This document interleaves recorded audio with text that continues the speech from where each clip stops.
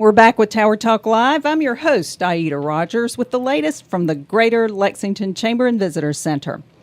Members are invited to tonight's Business After Hours. It's at Morningside of Lexington, 5:30 to 7:30 this evening. Morningside is at 218 Old Chapin Road.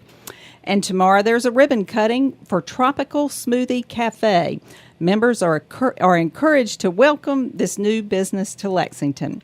It's 10:30 in the morning. Tropical Smoothie is at 5166 Sunset Boulevard. We also want to congratulate William Gregory. William works for Windstream, and he met his Total Resource Campaign commitment to bring in a new member to the Chamber. That member is Tropical Smoothie Cafe, where the ribbon cutting is tomorrow. So see how fast we work. William gets a prize, and William picked that up at the Chamber, 311 West Main Street. And now our second guest is Tia Williams. Tia is editor-in-chief of the Lexington Anchor. She is a busy lady. That's just one thing she does, and I think she probably does it late at night because her regular day job is as franchise business consultant for ServPro of Eastern South Carolina and also marketing director of ServPro of Lexington and Casey, West Columbia. We're going to learn more about her role with Lexington Anchor, though. So, Tia, welcome to our show. Thank you for having me. Tell me about Lexington Anchor. Well, we are a officially 1-year-old publication. We started about springtime last year and officially launched on June 6th of last year. It kind of came about sort of organically. I was just interested in the vision plan that came out. I think it's technically called Vision Lexington of 2020. And my master's was in urban planning. And when I was studying urban planning, I realized that there were a lot of these great comprehensive plans that have great plans for the future. And a lot of times they'll come out, people are excited, and they kind of fizzle out and die just because there's not a lot of talk about it. So my goal was just to have a normal WordPress blog or kind of introduce phases of the plan and get people talking about it, let them know what's happening so they can voice their opinions and, share on Facebook or social media however they like. Well, we started talking about it in the spring, and then before we knew it, it was June, and we had several people who had something to say, wanted to contribute, and wanted to be able to write for the Anchor. So I went ahead and got a publisher and created an official LexingtonAnchor.com website, and we had a launch party, and then it's kind of been going ever since. So we started out really strong, had about 40 articles per month. It was a little overwhelming for me when I was also running a business and trying to do everything else we were doing, but we've scaled back a little bit and trying to focus now on really good content, letting people know what events are happening, also what's happening with the vision plan so that they can be involved. And then we just kind of added on a little bit here and there as we've gone. Well, I had read that you had gotten your master's in that field, and I'm wondering if you were hoping to work with an urban planning group or an architectural firm or something like that, or those jobs are maybe hard to get Right. in this economy, like Bob was just saying. Yeah, I graduated in 2009. My master's was focused in economic development. I was started at UVA and finished at Virginia Tech because they had the focus that I wanted.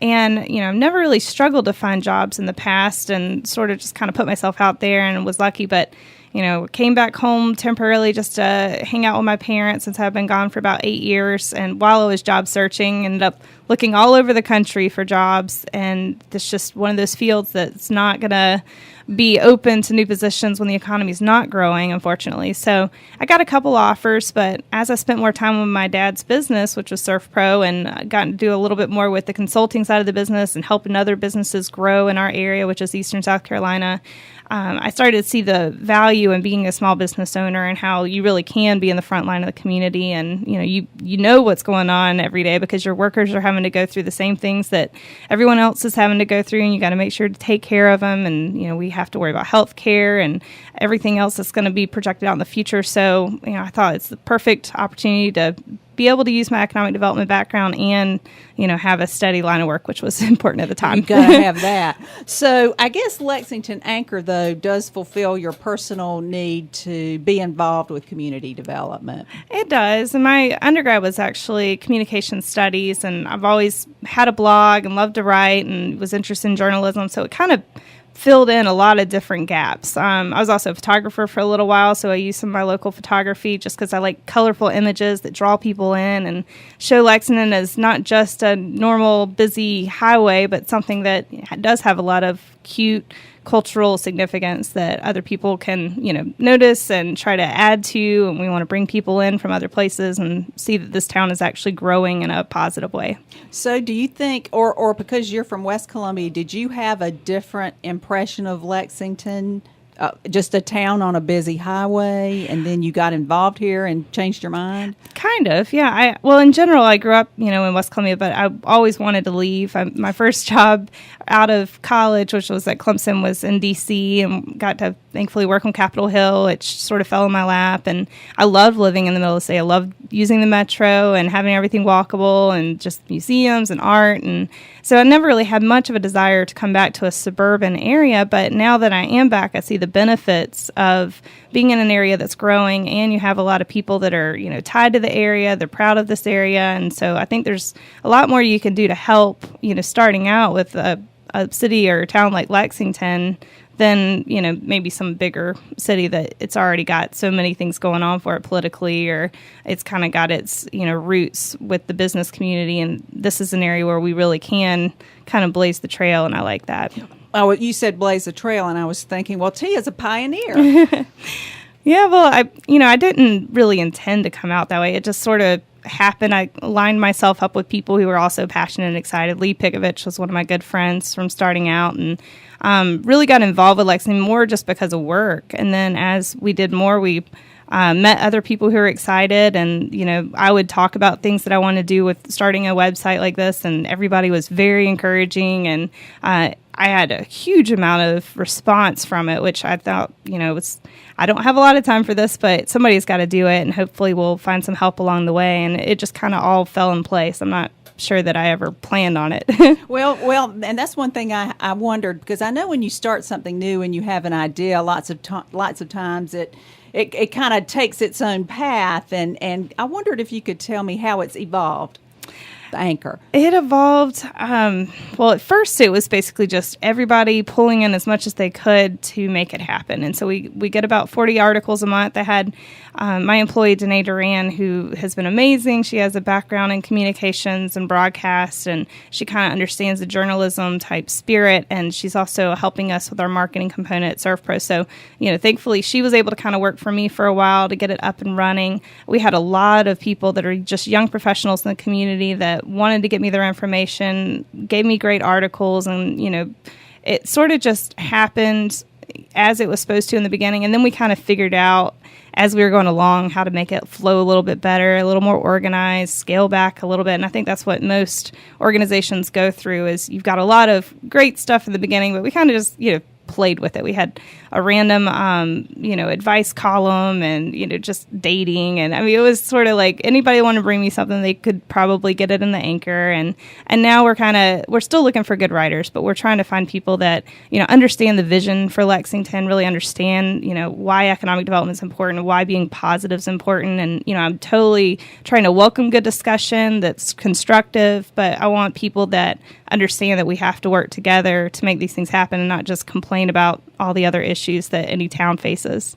So the Anchor comes out monthly, and I guess you always have an article or two about the vision plan or the progress on that. Right, and the town has graciously supplied us with that. Jennifer Dowden's been good about getting me some articles that just give us quick little updates on what's happening, and then I'll sometimes just write my own little, blurb on, what I think would be great that's going to come with the future of the town and what I've seen in other towns that I've really enjoyed, like Greenville. I spent a lot of time researching and studying Greenville, and I know Lexington wants to be like Greenville, so I've been trying to tie that in a little bit. So we're totally open, though, to people that want to put in their own op-ed pieces on the vision plan as we put out the phase articles that are summarizing what's happening, just because I think that the town leaders could use all the input they could get.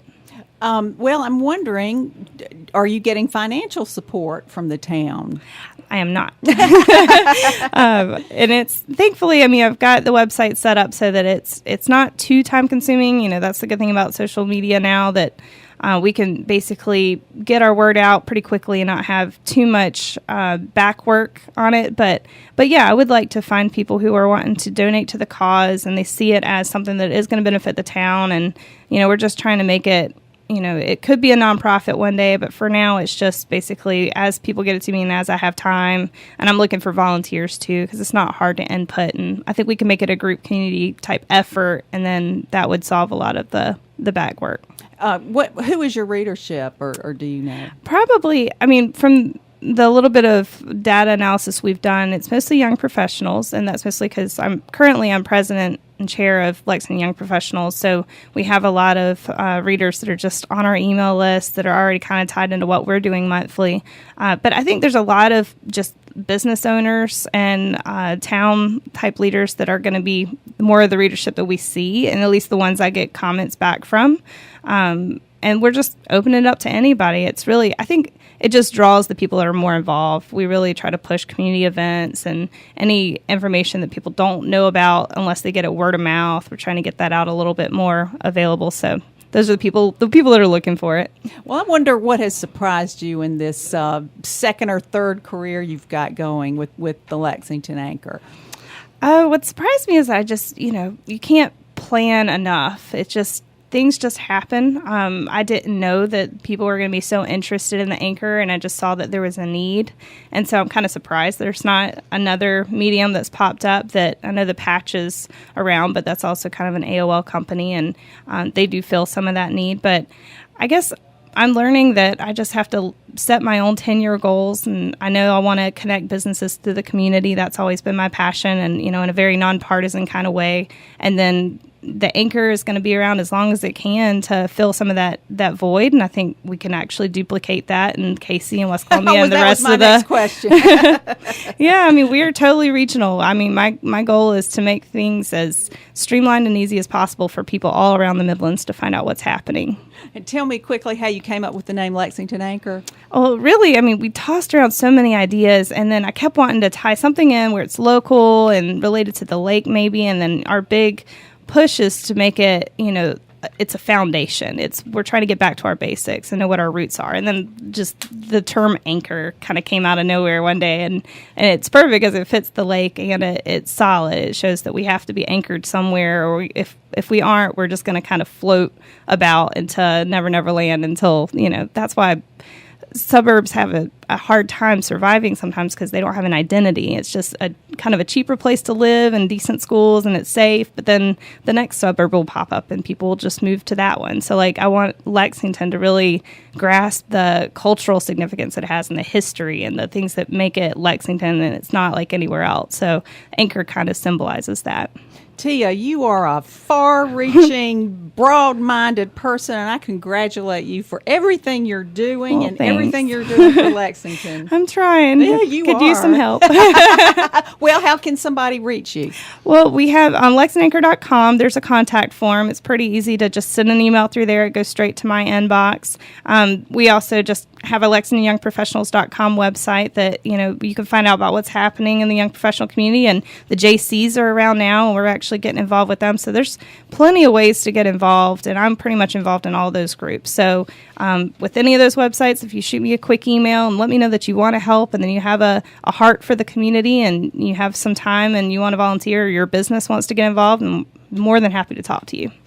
Well, I'm happy that you came in to talk to me and all our listeners here today. Well, thank you. I enjoyed it. And so, listeners, this is Tower Talk Live, the weekly radio program for the Lexington Chamber and Visitors Center. Tune in next Thursday. Until then, have a great weekend. Broadcasting from the